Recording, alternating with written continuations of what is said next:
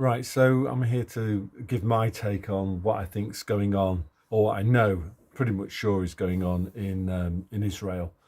And the phrase that I want to use is a two-word phrase, but if I use that phrase, it will get flagged up on here. So the first word in the phrase is false, but we could actually use another word. We could say fake, right? So the phrase actually is fake flag. So it's quite obvious that there's been a fake flag, and for me, it's quite obvious that they the Satanic Funny Handshake Club, they control both sides. And I've been writing this on I've got a Twitter account. I tweet under the name Kevin Redshaw because the first account got nuked pre Elon Musk. So so I think that they control both sides, the Satanists, and they want you to pick one of their pre-prepared sides that they've cultivated for you. A bit like back in the 1970s, and as a kid, they used to have this worldwide wrestling or something, and they had Giant Haystacks versus Big Daddy, and you were supposed to think that they hated each other when really it was all orchestrated. So the globalists, they control both sides. They want you to pick one of their sides, and then they want you to not just vocally support the side that you've chosen, but to kind of really heap on the hatred, maybe to the point of physical violence against people that are in the other camp, that have chosen the other kind of pre-prepared argument. So my solution to this is that we mustn't take sides. We must ignore this kind of nonsense and not take either of their positions. The truth is going to be something else. And as I say, they are the mafia gang. So when people say, "Oh, what do you mean?" Well, I'd say like watch the Godfather trilogy. So basically, crime families. I would say that these people, they're not just conventional mafia crime families. They're also Satanists, people who are often high-level Freemasons. Same difference. Satanists and high-level Freemasons. What's the difference? None. That's their religion, basically. Basically, I'm convinced that they've kind of fermented animosity between different races and religions and nationalities, and to curtail our freedoms and our rights. And they've been doing this for a very long time. Now, what I would say now is that if I think back to all the stuff that was going on pre the peasants' pantomime, like who did all of those Muslim terror attacks? Were they actually like Muslims? Maybe. I think they tried to hire people who pay the money basically to do stuff like come and do this training exercise, and when they're in this training exercise, they suddenly realise that it's not a training exercise. And I think that's what happened with the boohoo kapow that happened in London on in the first week of July. Whenever it was it 2004, 2003, something like that. What also makes me kind of highly suspicious is the other people, of course, are just kind of nutters. There are psychopaths, people who enjoy killing people, and they'll do stuff. They'll give them some guns, and they will quite happily kill people in exchange for money, in return for money. You also get like low IQ individuals. So what you can do is like heap on the propaganda, demonize a particular group, do a fake flag, kill some of your people, and then you kind of mobilize these people and these kind of idiots to go off and do some more violence. So you get these like cycles of violence. Looking back on it as well, I don't know if you've seen this film, 71.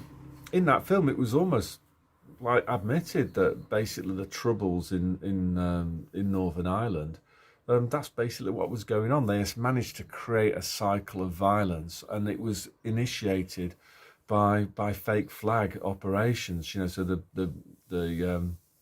spooks would do the fake flags, and sometimes it would be attributed to the IRA. Sometimes it would be attributed to the unionist side, and they managed to get this cycle of violence going. So I'm sure that's part of it as well. I remember actually, I think it was October last year, about a year ago. I went to England for a few days, and on the plane there was I don't know, I was a bit mischievous really. There was this guy called Antti Niemi, so he was a goalkeeper for Southampton, and he was sat opposite with me with his son, and I don't know, I was reading some stuff, and at the end of it, I just basically happened to say to my own son, like deliberately loudly, it's funny really that since we've had the People's Pantomime, that the Islamic errorists with a T, they seem to have gone very quiet. They must have believed in the People's Pantomime, or maybe they were all killed by the peasants' pantomime. But certainly all of that's error with a T. All of that kind of Islamic error with a T project was just mothballed, wasn't it? So maybe just maybe that whole error with a T movement wasn't genuine. Maybe the events that took place, maybe they actually weren't orchestrated by Muslims. Maybe they were done by other people who were carrying out fake flags. And I guess I've said this before, they actually desperately wanted to create civil war within countries like France and Britain. They wanted to create hostility between these two sides. I saw this on the internet. I don't know if this is true. So this is about what's going on in Israel now. And somebody wrote, I just watched a clip about the kidnapped victims. It was fully loaded with the kind of the signs, the signs of the high-level Freemasons. The news apparently has a picture of one of the girls after being kidnapped, and she's sitting on a couch drinking water on a black and white checkered floor. So black and white checkered floor is one of their kind of telltale signs.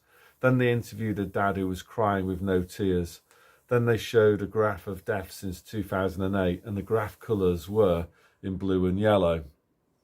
So that's obviously, blue and yellow is another one of their satanic symbols that they go for. So the normie take, of course, when you tell people about fake flags is, oh well, why would the government do that to its own people? And then, obviously people not understanding that this is what they've done,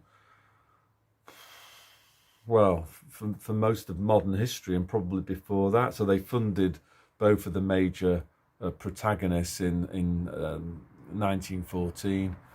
They also financed the tiny German moustache man, and that they're National Socialists. So as I say, the globalists, they get some traction from this because they rely on simplistic, low IQ idiots picking one of these sides. They control both sides, but just picking one of them. So it might be, I don't know, bloody Tories versus Corbynistas, or white privilege, or toxic masculinity, and I think what's going on in Israel is just that the kind of Ukraine peasants pantomime, it's not worked as well as they thought it would be, and I think a lot of that is most people are apathetic about it. Russia versus Ukraine, like most people in Western Europe, then they're not engaging with it. They're not really interested in that.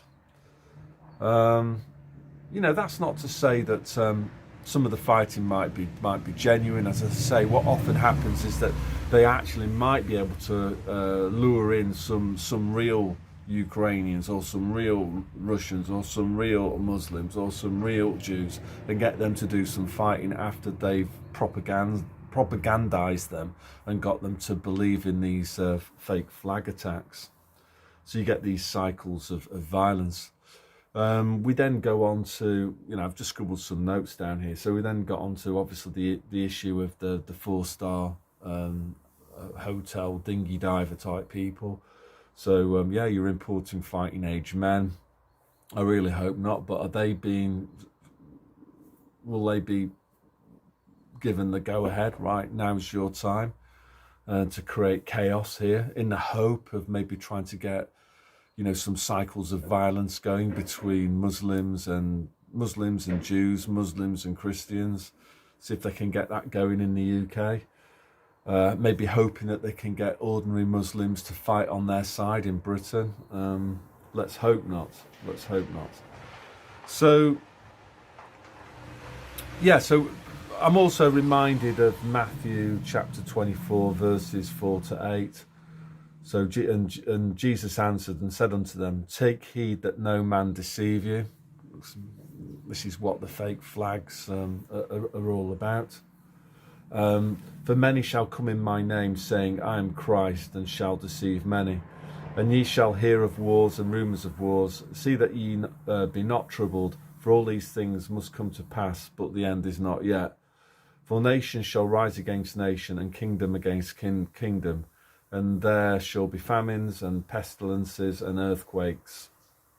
All these things are the beginning of sorrow. So, maybe we are experiencing kind of end times, or the beginning of end times. Other kind of thoughts as well.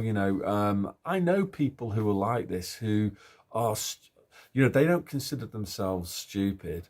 They might have some great qualifications, but they are monumentally dim, all things considered, because they're just easy prey to propaganda. So there'll be some of them who might consider themselves to be right wing, and they'll be like pro-Israeli, and they won't be actually looking at what's actually happened, and Hamas terrorists with a T flying over on gliders, and all the kind of fake footage. They'll let that fly. It'll all be evil Muslims killing people, and then on the other side you'll have the kind of left-wing people that so I'm not in contact with so many of them now, but there'll be some of them, and they've been indoctrinated into the Marxism, so they're oppression Olympics, and for them they always see it Jew oppressor, Palestinian oppressed. They can't see beyond that. Palestinian good, Jew bad. You see this on some web forums as well. I think this is a satanic delusion, actually, if I'm being perfectly honest with you. That massive Jew hating, blaming the Jews for all of the world's problems, and they don't just blame it on like the Israeli government. It's just all Jews as far as they're concerned. So they'll be going, come on, Palestinians, let's murder Jews, and they'll be celebrating this. And at the same time, some of them call themselves Christians, which is just absolutely mind-boggling. So one more time, my position is recognise that they control both sides, recognise that they want you to pick one of their sides, understand that they're trying to foment this kind of conflict through, often initially through fake flag events. Our response to this is to not pick one of their sides, and to basically call out all violence, that this is wrong, and not take part in this, to not be either pro-Israeli or pro-Palestinian, Arab, or whatever. For me, what I am is I'm anti. I don't like Satanists, and I don't like the Funny Hand Club. And as I keep on saying, this is the group that's this is the group that's a problem. This is the group that's responsible for all the world's problems. Is Satanism? It's not Judaism or Islam. So that's all I want to say today. So God bless.